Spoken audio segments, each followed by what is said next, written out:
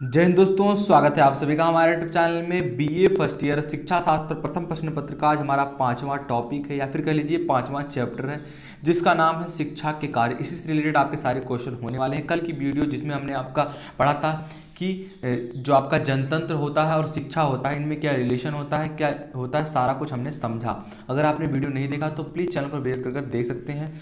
आपको video BA first year के playlist में मिल जाएंगे। इसके अलावा आपको बहुत सारे सब्जेक्ट पर बहुत सारे इंपॉर्टेंट क्वेश्चन, आपके बहुत सारे पेपर्स ऑलरेडी डाले गए हैं चैनल पर। आप नहीं देखा तो प्लीज़ चैनल पर विजिट कर देख सकते हैं। चलिए शुरू करते हैं। आज हमारा पहला क्वेश्चन इंपॉर्टेंट क्वेश्चन है कि शिक्षा के कार्य हैं, शिक्षा के क्या कार्य होते हैं।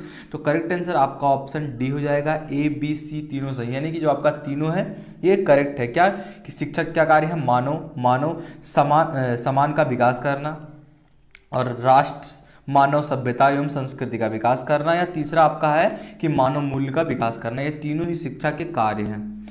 चलिए आगे बढ़ते हैं। दूसरा प्रश्न हमारा क्या कह रहा है कि शिक्षा का सामान्य कार्य क्या नहीं है। क्या नहीं है इनमें से, तो डिग्री दिलाना केवल शिक्षा का सामान्य कार्य नहीं है, डिग्री दिलाना। तो करेक्ट आंसर आपका ऑप्शन ए रहेगा। तीसरा प्रश्न क्या कह रहा है कि शैक्षिक क्रियाएं आवृत्ति लेती हैं। कहाँ आवृत्ति लेती हैं, व्यक्ति के चारों ओर ये आवृत्ति लेती हैं। क्या शैक्षिक क्रियाएं, तो करेक्ट आंसर आपका ऑप्शन ए हो जाएगा। चौथा प्रश्न क्या कह रहा है कि व्यक्ति में जन्मजात शक्तियों और प्रवृत्तियों का सुनियोजित विकास होता है। किसके द्वारा होता है, तो सभी के द्वारा। सभी के द्वारा आपका करेक्ट रहेगा, यानी कि शिक्षा के द्वारा, समाज के द्वारा और विद्यालय के द्वारा, तीनों के द्वारा ये लिया आता है। तो करेक्ट आंसर आपका ऑप्शन डी रहेगा। पांचवा प्रश्न क्या कह रहा है कि व्यक्ति में मानसिक विकास होता है। व्यक्ति का अगर मानसिक विकास करना हो तो किससे किया जाता है, तो शिक्षा से। तो करेक्ट आंसर आपका ऑप्शन डी रहेगा। यदि व्यक्ति को आप शिक्षित कर दे रहे हैं तो उसका मानसिक विकास अपने आप हो जाता है, तो इसलिए शिक्षा इंपॉर्टेंट है। तो करेक्ट आंसर आपका ऑप्शन डी रहेगा।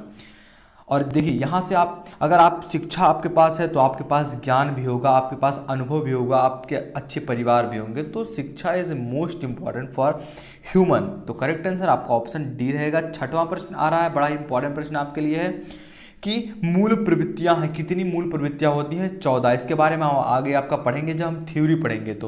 तो मूल प्रवृत्तियां कितना होती हैं, 14। तो करेक्ट आंसर आपका ऑप्शन डी रहेगा। सातवां प्रश्न क्या कर रहा है कि शिक्षा द्वारा संवेगों के नकारात्मक प्रभाव को रोका जा सकता है। किसके द्वारा, तो इनमें सभी के द्वारा, यानी कि बालक को स्वतंत्र करके, या फिर संयोगों को सुनियंत्रित विनियमित करके, अनुशासित करके, तीनों द्वारा शिक्षा, तीनों के शिक्षा द्वारा नकारात्मक प्रभाव को रोका जाता है। किसके, संयोगों को। तो करेक्ट आंसर आपका ऑप्शन डी रहेगा, इनमें सभी। चलिए आगे बढ़ते हैं। हमारा अगला प्रश्न है 8 नंबर का प्रश्न क्या कह रहा है कि अंतर्राष्ट्रीयता की भावना के विकास संबंधी कार्य क्या है, तो शिक्षा का जो है ये अंतर्राष्ट्रीय की भावना में विकास करने का संबंधी कार्य है शिक्षा। तो करेक्ट आंसर आपका ऑप्शन डी रहेगा। 9वां प्रश्न क्या कह रहा है कि शिक्षा मनुष्य का निर्माण करती है, या कथन किसका है, ऐसा कहने वाले कौन है। तो करेक्ट आंसर आपका ऑप्शन सी रहेगा, कौधर्न ऐसा कहते हैं कि जो शिक्षा है ये मनुष्य का निर्माण करती है। जो ये कथन है ये कौधारण का है। तो करेक्ट आंसर आपका ऑप्शन सी रहेगा। 10वां प्रश्न क्या कह रहा है कि मानव जीवन में शिक्षा के कार्य कितने प्रकार के होते हैं। कितने प्रकार के होते हैं, तो 12 प्रकार के होते हैं। तो करेक्ट आंसर आपका ऑप्शन डी रहेगा। आप ये सारा कुछ थ्योरी के रूप में पढ़ना चाहते हैं, यानी कि जो शिक्षा के कार्य हैं इससे अगर थ्योरी आता है तो सारा कुछ हम पढ़ाने वाले हैं। तो चैनल के साथ अभी तक जुड़ा नहीं है तो चैनल के साथ जुड़ जाइए, चैनल को सब्सक्राइब करके। चलिए आगे बढ़ते हैं। हमारा 11 नंबर का प्रश्न क्या कह रहा है कि शिक्षा का कार्य असहाय प्राणी के विकास में सहायता पहुंचाना है ताकि वह सुरक्षित रह सके और नैतिक तथा कुशल मानव बन सके। यह किस विद्वान की परिभाषा है, ये परिभाषा जो है शिक्षा का ये किस विद्वान द्वारा दिया गया है। तो करेक्ट आंसर आपका ऑप्शन सी रहेगा, जॉन डीवी द्वारा दिया गया है। चलिए आगे बढ़ते हैं। 12 नंबर का प्रश्न क्या कह रहा है कि आज का बालक कल का नागरिक है। जो आज का बालक है ये आने वाले कुछ समय में ये नागरिक बनेगा समाज का। तो ऐसा कहने वाले कौन है, ये सही है या गलत है। तो करेक्ट आंसर आपका ऑप्शन ए रहेगा, सत्य है। ये बिल्कुल सत्य बात है कि जो आज का बालक है वो कल नागरिक बनेगा। चलिए आगे बढ़ते हैं। 13 नंबर का प्रश्न कह रहा है कि व्यक्तियों की श्रेष्ठता राष्ट्र के उत्थान के का कारण होता है। ये सही है कि नहीं, कि व्यक्ति की जो श्रेष्ठता होती है ये राष्ट्र के निर्माण करने में, राष्ट्र के विकास करने में ये इसका कारण होता है या नहीं। तो ये सही बात है, बिल्कुल सही बात है। तो करेक्ट आंसर ये आपका पहला रहेगा, सत्य। 14 नंबर का प्रश्न क्या कर रहा है कि मनुष्य के जीवन में शिक्षा का कार्य किसके द्वारा संभव होता है? तो आत्मनिर्भर द्वारा। अगर वो आत्मनिर्भर रहेगा तो अच्छे से शिक्षा को वो ग्रहण कर सकता है। तो करेक्ट आंसर आपका ऑप्शन ए रहेगा। 15 नंबर का प्रश्न क्या कर रहा है कि तुमको कार्य करने के सभी क्षेत्रों का व्यवहारिक ज्ञान करना आवश्यक है। ये ऐसा कहने वाले कौन है? तो करेक्ट आंसर आपका ऑप्शन डी रहेगा। स्वामी विवेकानंद ने ऐसा कहा था। तो करेक्ट आंसर आपका ऑप्शन डी रहेगा। 16 नंबर का प्रश्न क्या कह रहा है कि भूभाग राष्ट्र का शरीर व व्यक्ति उसके प्राण होते हैं। यह सही है या गलत? तो ये बिल्कुल सही है। जो भूभाग होता है ये राष्ट्र का शरीर होता है और जो व्यक्ति होता है उसका प्राण होता है, तभी तो ये दुनिया चलती है। तो करेक्ट आंसर आपका ऑप्शन ए रहेगा। बिल्कुल सही बात है ये। 17 नंबर का प्रश्न कह रहा है कि शिक्षा अर्थपूर्ण और नैतिक क्रिया है, अतः इसकी कल्पना नहीं की जा सकती है कि उद्देश्यहीन है कथन किसका है? तो करेक्ट आंसर आप ऑप्शन सी रहेगा, रिवलिन। यह रिवलिन का कथन है शिक्षा के विषय में। तो करेक्ट आंसर आपका ऑप्शन सी रहेगा। 18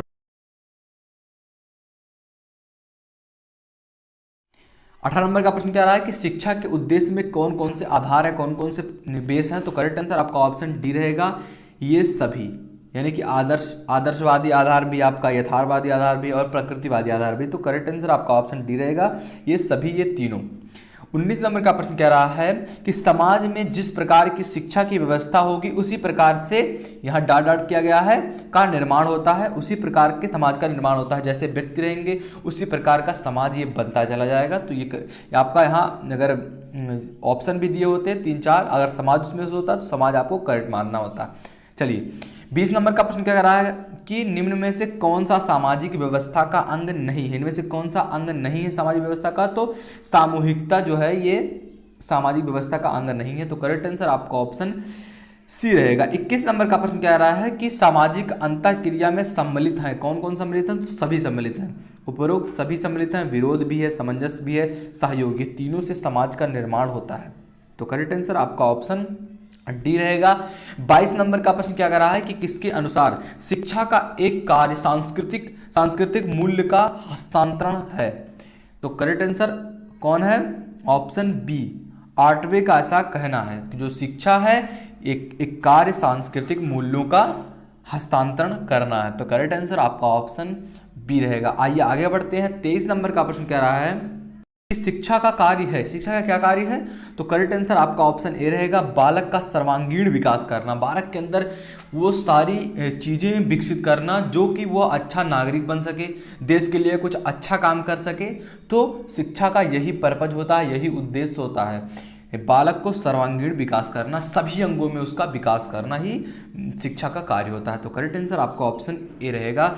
24 नंबर का प्रश्न क्या कह रहा है कि सच्ची शिक्षा का कार्य है, जो सच्ची शिक्षा होती है इसके क्या कार्य है? तो करेक्ट आंसर आपका ऑप्शन डी रहेगा, व्यक्तित्व का सर्वांगीण विकास कर रहा है, उसके अंदर का जो व्यक्तित्व है उसका सर्वांगीण विकास करना। तो करेक्ट आंसर आपका ऑप्शन डी रहेगा। 25 नंबर का लास्ट प्रश्न आपका क्या कह रहा है कि शिक्षा का कार्य है, शिक्षा का क्या कार्य होता है? तो करेक्ट आंसर ऑप्शन ए रहेगा, व्यक्ति को समाज के योग्य बनाना। देख लेते हैं एक और क्वेश्चन। हाँ शायद है, हाँ 2 क्वेश्चन, अभी 3 क्वेश्चन। चलिए 26 नंबर का प्रश्न क्या कह रहा है कि शिक्षा के राष्ट्र के प्रति कार्य हैं। शिक्षा के राष्ट्र के प्रति क्या कार्य है? बड़ा ही इंपॉर्टेंट आपके लिए प्रश्न है, ये आप नोट कर सकते हैं।